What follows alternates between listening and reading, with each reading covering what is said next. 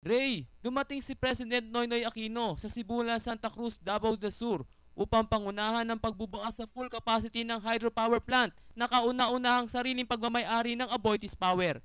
Kasama ni Pinoy, si Energy Secretary Jose Rene Almendras, Governor Douglas R.A. Cagas, Congressman Mark Cagas at ilang mga provincial officials. Ang hydro plant ay nakatulong noong kasagsagan ng rotational brownout kahit hindi pa man ito fully capacitated. Nalimitahan lamang sa 3 oras, imbes na 8 oras na brownout sa Digos.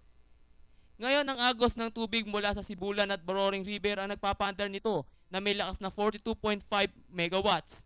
Ang Davao City ang mas maikinabang dahil malapit na lang ang pagkukunan nila ng supply ng kuryente kumpara sa dati na sa Iligan pa pinagkukunan nito.